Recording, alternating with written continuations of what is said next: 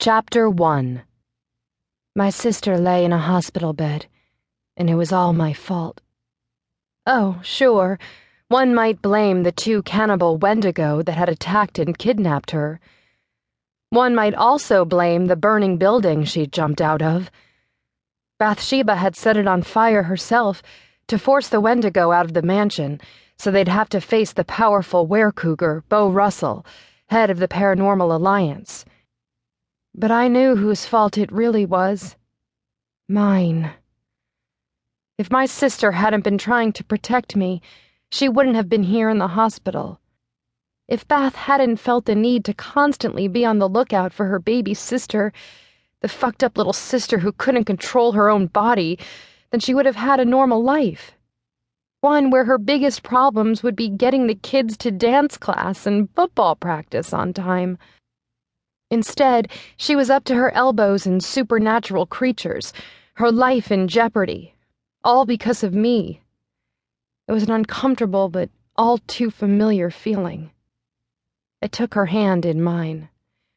Bathsheba was always so tall and strong, even when we were kids. I was the small one who needed to be protected.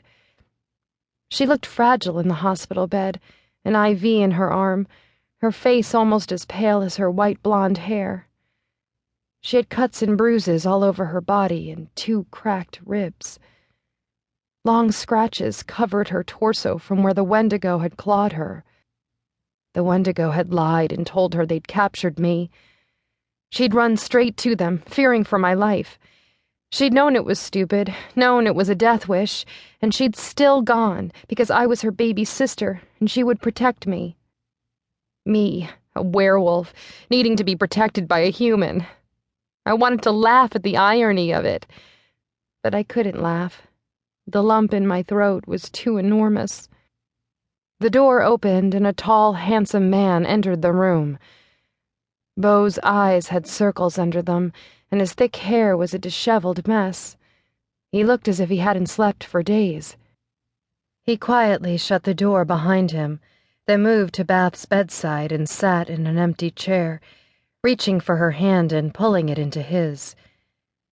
His drawn face kept watch over her, as if he had to supervise every breath she took just to make sure she was fine.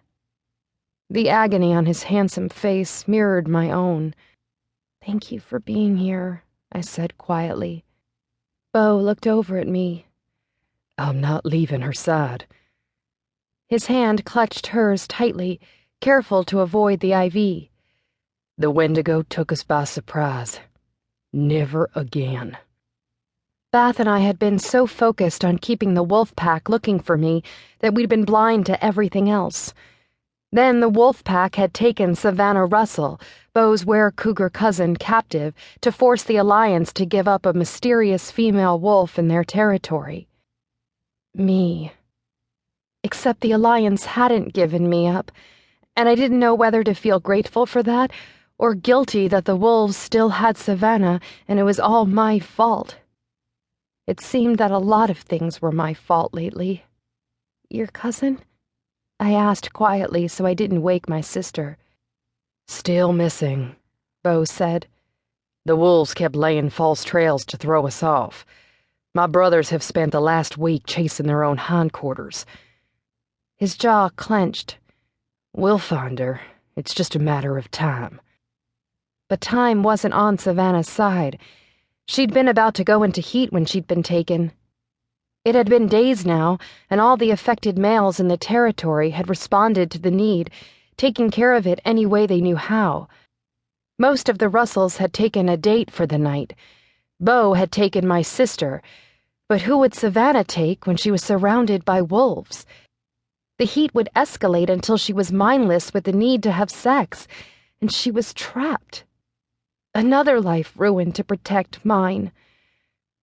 I looked at my sister's pale face in the hospital bed, felt the bile rise in my throat. "I should turn myself over to them." "No," Bo said.